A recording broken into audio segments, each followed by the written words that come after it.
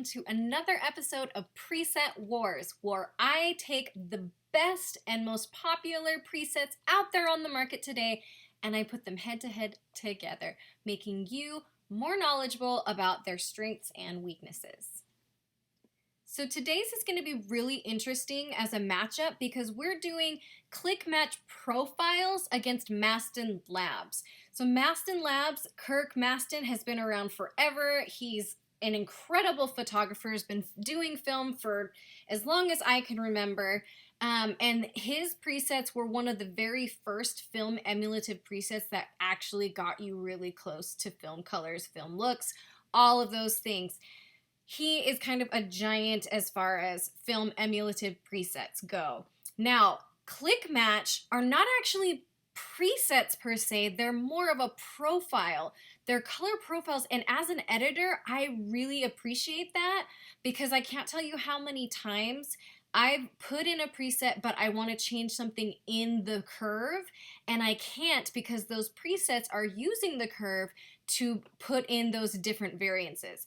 So this is going to be a really, really fun one to try. So first up, let's do Mastan Labs Pro 400H Neutral. Again, Fuji 400 is kind of like the baseline for most photographers. It's really clean, it's really easy to use, and you'll see right away there's some added whites and there's some deeper contrast. So you can even see on the slider over here that contrast is way over there. And I am actually going to bring that contrast down just a little bit and brighten it just a tad. And it's a little bit too warm for me, so I'm going to pull it down a little bit. And that actually looks really, really good to me. The other cool thing about Mastin presets that some other presets have, but not always, is they also come with a lens correction. Now, I don't know if you can see that very well, but your lens actually does distort your picture just a little bit in these kind of corner areas where your vignettes would be. And I love that they include that lens correction because it makes a huge difference if that's taken off. So Mastan Labs right here, super great job. I like the tones. The color profiles are really, really nice. They're easy to kind of match and correct. Now let's go to click match profiles. Now they're not going to be in a preset in your preset menus. You're actually going to go to your color profile up here. Most of the time yours is under Adobe Color, but if you correctly install them, you can actually pull this down and you can go to the Frontier scanner of Fuji 400. Now, the really cool thing too about click match profiles is you can actually decide the amount of the preset on your photo. So you can take it really, really far down or you can take it really, really far up.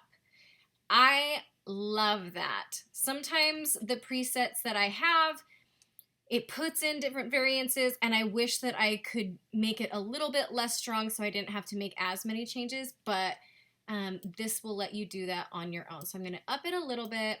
I'm going to expose it a little bit.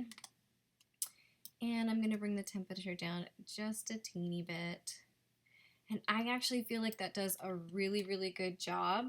I might add a little bit more contrast. But that's pretty dang good, you guys. So again, here's Mastin. So skin tones are just a tiny, tiny bit different. A little bit of a textural difference there. And here is click presets. So this one I probably did it a little bit warmer than the other one. I can change that a little bit.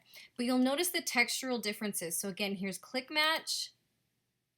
And here's Mastin. So Mastin looks a little bit cleaner to me color-wise, but I really feel like click match has that texture a little bit better. Okay, so that last one was in studio lighting, so I wanted to show you something that was outdoors.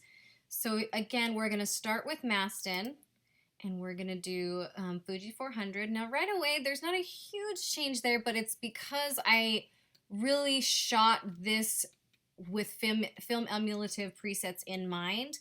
I shot at like a really wide aperture, and the lighting I had exactly the way I wanted.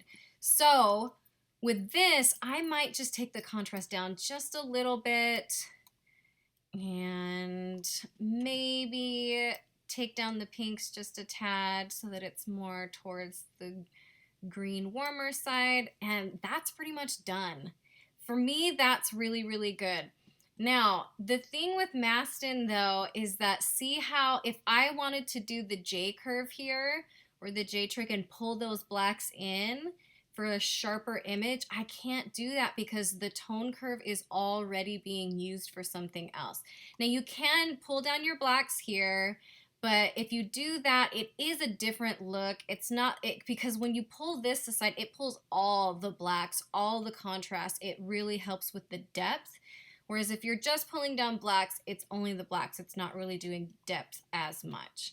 So that is one thing that, let's go on to the Click Match profile.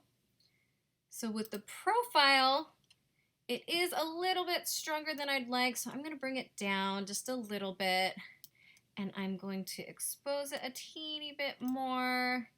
I'm gonna bring those shadows up a little bit. This one, it kind of warmed it up a little too much for me, so I'm gonna bring that down just a little. But now, the cool thing about this, because the tone curve right here hasn't been messed with at all, I can pull those blacks really high in. I can pull those whites really high up if I wanted to, and to get a stronger image. So here, again, is Mastin, and here is Click Profiles. Now, it's all depending on your personal preference. And really, if we go back to Mastin here, this is a much softer look, and we could kind of mimic that by upping the highlights and pulling the blacks down. We can pull the whites up, and it can look very similar. So you can see those two differences. They're very, very small, but those are those two side by side there. So here's Click 1 profile, and here is Mastin. They're very, very similar, but I just really appreciate the fact that I can manipulate the point curve without messing up the colors in the preset with the Click Match profiles.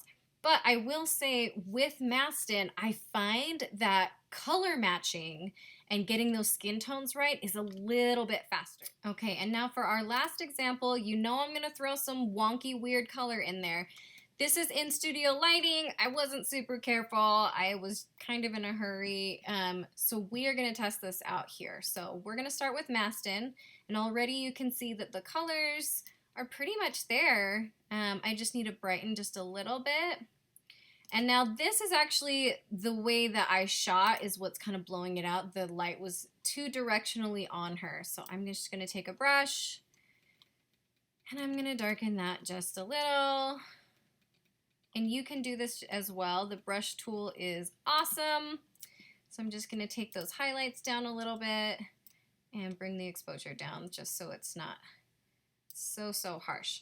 Okay, so I am going to fix the color just a little bit. I just want her skin tone to be more true and to that background be a little bit more blue like it was meant to be. Okay. So for me, this is pretty good. I would definitely do a couple things to clean it up as far as me overexposing the dress, but let's see how the profiles match up. So again, we're going to profile and not preset. We're going to Fuji 400 on Frontier.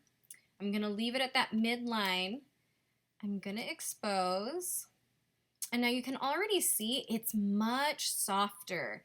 The texture here is a lot softer for indoor lighting. And I'm going to fix this color a little bit. And again, that's just so distracting to me that I overexposed her dress. So I'm going to bring that down. And of course, my computer has got a little bit of a lag. I've got a lot of stuff on here right now. So we're just gonna underexpose that just a bit so it's not super distracting. And voila. Okay, so very, very soft. Again, this is partly due to how I shot it, which that's going to be the case for every time you shoot. So I'm going to up the contrast a little bit, and I'm going to expose just a little bit more. So you'll see, especially in her face here, you'll see that the softness is really, really nice texture. I really love the softness of the texture there. And with Mastin, we do get a very similar softness, but it's not as soft. Now, again, that's just dependent upon whether or not you like the softness. So here is click match, and you can already tell, and you can even, like, to the trained eye, you can even see like little hints of magenta on this side, whereas on Mastin's, it's more of a yellow. They distribute their color a little bit differently there. So it's really, really hard to pick winners on these. Really, my goal is to show you guys the strengths and weaknesses of these presets to see which one's going to work better in your arsenal. So this is the profiles, which to me, the softer look gives me a little bit more of a film feeling, but I do feel like I have to tweak the colors a little bit more to get the skin tones right. And Mastin here is a little bit different in that the colors are a little bit easier to work with, but they don't disperse in the same way. And the softness of the textures are a little bit missing the mark. Only by a little bit. These are such fractional differences. So for me, as an editor, it's very, very helpful for me to be using a color profile and then being able to mess with the curve. But if you are a photographer and you're looking for something that you don't really need all that extra leverage, Mastin's still a really strong contender. So that's it for this week's episode of Preset Wars. Again, we did Mastan Labs against Click One presets, technically profiles if you want to get specific there. Again, I'm not here to really make a clear winner. I really just want to show you the strengths and weaknesses of these presets and these strategies so that you can figure out which is going to suit you better. Please comment below and let me know which you think fits your arsenal better, and hit that subscribe button so you don't miss next week's.